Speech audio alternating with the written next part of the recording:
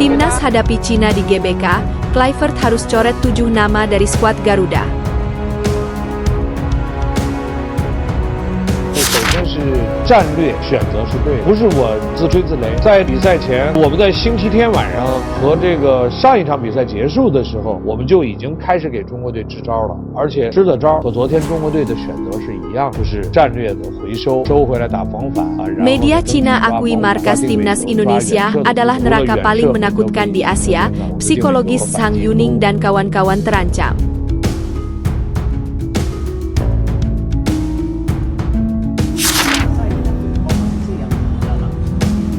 Di bek kanan, bek kiri, bek tengah, ya lapangan tengah kita sudah mulai ada, masih kurang 1-2 mungkin ke depannya. Ke depan kita mungkin perlu tambah, tapi ya dengan kekuatan hari ini saya rasa keseimbangan tim sudah sangat bagus. Erick Thohir masih mau nambah pemain keturunan di Timnas Indonesia, tapi nanti dulu.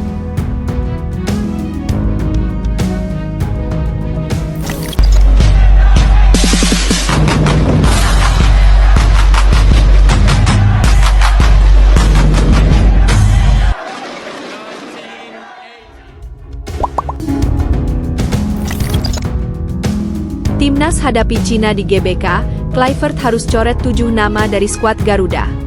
Atmosfer persiapan Timnas Indonesia jelang laga krusial melawan Cina di kualifikasi Piala Dunia 2026 zona Asia mulai memanas. Di tengah antusiasme publik, pelatih kepala Patrick Kluivert dihadapkan pada keputusan sulit, mencoret 7 dari total 30 pemain yang kini telah berkumpul di Jakarta. Pasalnya, sesuai regulasi AFC, hanya 23 pemain yang boleh didaftarkan untuk laga yang akan digelar di Stadion Utama Gelora Bung Karno, SUGBK, Kamis, 5 Juni 2025. Laga ini menjadi matchday ke-9 Grup C, dan menjadi momentum penting bagi Indonesia untuk menjaga peluang lolos ke putaran final Piala Dunia 2026. Maka, seleksi pemain tak sekadar soal teknis, melainkan juga strategi mempertahankan konsistensi performa. Awalnya, Kluivert memanggil 32 pemain untuk menghadapi 2 laga terakhir melawan Cina dan Jepang. Namun, 2 nama batal bergabung. Sandy Walsh harus absen karena cedera, dan Eliano Reijnders memilih tetap di Belanda mendampingi istrinya yang baru melahirkan anak kedua mereka. Dengan demikian, hanya 30 pemain yang benar-benar ikut pemusatan latihan di Jakarta. Dari jumlah ini, 7 nama harus dicoret sebelum kick-off melawan Cina. 2 pemain sudah dipastikan absen, Marcelino dan Paes. 2 pemain sudah pasti tak masuk skuad karena hukuman akumulasi kartu, yakni gelandang Marcelino Ferdinand dan penjaga gawang Martin Paes. Keduanya harus absen untuk 1 laga, dan otomatis tidak didaftarkan untuk pertandingan kontra Cina. Prediksi pemain dicoret, persaingan ketat di sayap dan lini serang. Masih tersisa 5 nama yang harus dieliminasi. Jika melihat komposisi skuad dan kebutuhan taktis, Kluivert kemungkinan hanya membawa 3 penjaga gawang. Dengan Paes absen, nama Reza Arya berpeluang besar jadi kiper yang dicoret, mengingat Emil Audero, Hernando Ari, dan Nadeo Argawinata punya jam terbang lebih tinggi. Di lini belakang, semua pemain inti tampaknya tetap dibawa, apalagi Sandy Walsh absen. Ini memperbesar peluang bek sayap seperti Kevin Dix, Asnawi Mangkualam, dan Yakob Sayuri tetap masuk daftar, terlebih mereka bisa beroperasi fleksibel di sisi kanan. Namun, di sisi kiri, peluang Pratama Arhan kembali dicoret cukup besar, mengikuti pola 2 laga sebelumnya saat melawan Australia dan Bahrain, meskipun belum ada konfirmasi resmi. Di lini serang, persaingan makin ketat. Dengan asumsi Kluivert membawa 3 penyerang utama, maka nama-nama seperti Beckham Putra, Ramadan Sananta, atau Stefano Lillipali bisa jadi korban rotasi. Dari daftar penyerang yang sejauh ini diyakini aman adalah Egy Maulana Fikri, Rafael Struijk, dan Ula Romeni, mengingat kontribusi dan posisi mereka di formasi inti. Komposisi pemain yang bertahan hingga seleksi final, sementara kiper, Emil Audero, Hernando Ari, Nadeo Argawinata. Belakang, Jai Itzes, Mees Hilgers, Rizky Ridho, Justin Hubner, Jordi Amat. Tengah, Ivar Jenner, Tom Haye, Nathan Choyaon, Ricky Kambuaya, Joey Pelupesi. Sayap kanan, Kevin Dix, Yakob Sayuri, Asnawi Mangkualam. Sayap kiri, Kelvin Verdong, Dean James, Shine Patinama, Yance Sayuri. Depan, Ula Romeni, Egy Maulana Fikri, Rafael Struik. Patrick Kluivert akan mengumumkan daftar akhir 23 pemain resmi beberapa saat sebelum laga digelar. Keputusan ini dipastikan berdasarkan kombinasi antara kondisi fisik, kesiapan taktis, dan kebutuhan posisi. Laga melawan Cina menjadi sangat vital.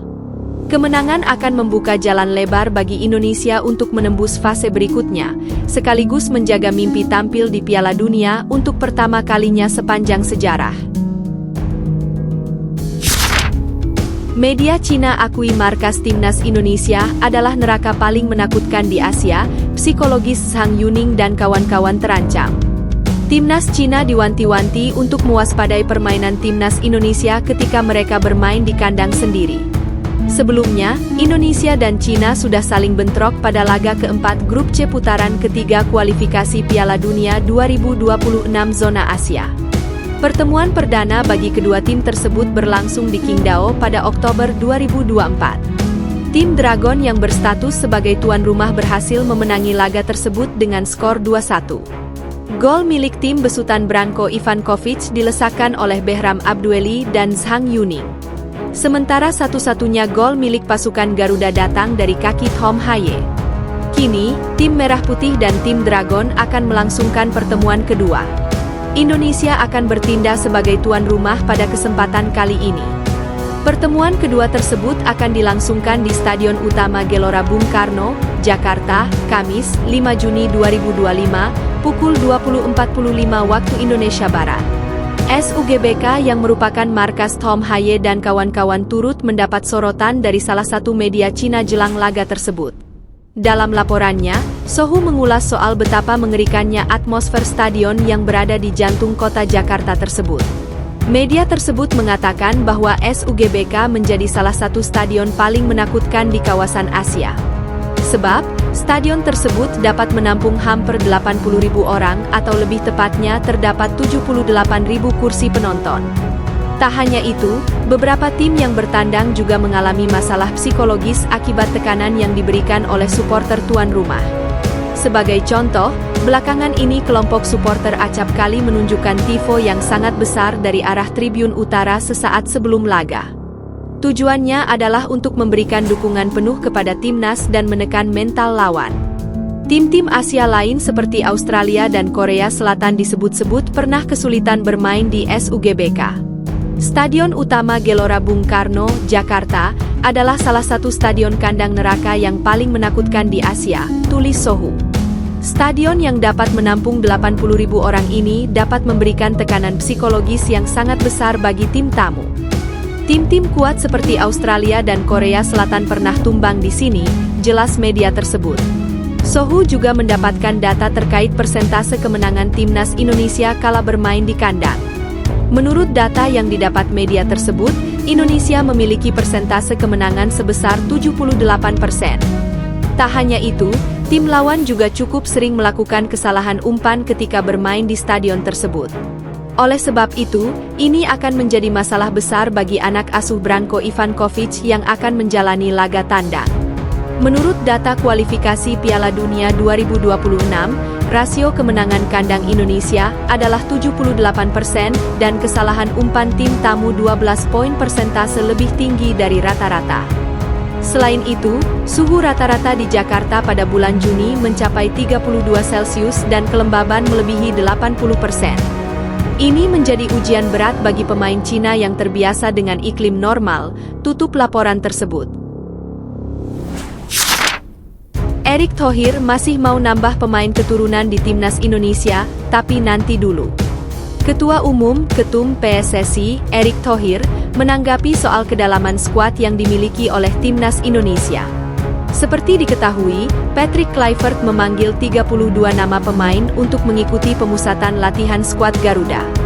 Pemain-pemain tersebut diharapkan bisa membela tim Merah Putih dalam laga mendatang. Timnas akan memainkan dua partai penutup grup C kualifikasi Piala Dunia 2026 zona Asia. Jai Itzes dan kawan-kawan akan bersua dengan Timnas Cina pada laga ke-9 grup C. Laga tersebut akan berlangsung di Stadion Utama Gelora Bung Karno, Jakarta, pada Kamis, 5 Juni 2025, pukul 20.45 waktu Indonesia Barat. Sementara di laga ke-10, Indonesia akan bertandang ke markas Timnas Jepang. Samurai Biru akan menjamu skuad Garuda di Stadion Suita, Osaka, pada Selasa, 10 Juni 2025. Akan tetapi, sejumlah pemain sayangnya tidak dapat bergabung dalam kesempatan kali ini.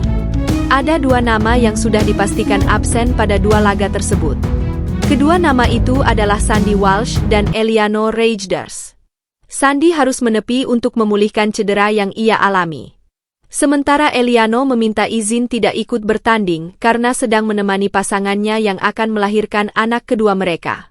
Meski begitu, Erik tidak begitu khawatir dengan kondisi tim.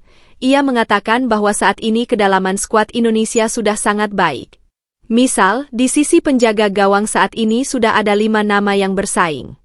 Kelima kiper tersebut adalah Emil Audero Mulyadi, Martin Paes, Hernando Ari, Nadeo Argawinata, dan Reza Arya. Erik mengatakan, dahulu sebelum ada di titik ini PSSI, jajaran kepelatihan, dan penggemar sudah dibuat pusing bila ada pemain yang absen. Hal itu akan sangat berdampak pada kedalaman skuad. Namun, hal itu tidak perlu dirasakan lagi karena pemain-pemain yang ada sudah sangat berkualitas. Kita percaya sekarang tim nasional kita sudah punya kekuatan 2x11 seperti yang saya selalu bilang, kata Erik. Kalau dulu ada 1 atau 2 cedera, kita sudah pusing. Sekarang dengan ada 2 kiper ditambah ada Nadeo, saya rasa ini adalah komposisi yang cukup dalam, jelasnya. Tak hanya di posisi kiper, lini pertahanan juga dirasa sudah cukup dalam. Sebab, koleksi bek timnas sangat melimpah ruah seperti Mees Hilgers, Rizky Ridho, Asnawi Mangkualam, Kevin Dix, Pratama Arhan, DLL. Hanya saja, ada beberapa posisi seperti gelandang dan penyerang yang masih harus ditambah. Tapi, Erik tidak mau tergesa-gesa perihal masalah ini. Untuk saat ini, ia percaya kedalaman skuad yang ada sudah cukup baik. Sama juga di bek kanan, bek kiri, bek tengah, lini tengah kita sudah mulai ada, walau masih kurang 1 atau 2 pemain. Depan kita mungkin kita perlu tambah, tapi ya dengan kekuatan hari ini saya rasa keseimbangan tim sudah sangat bagus, pungkasnya.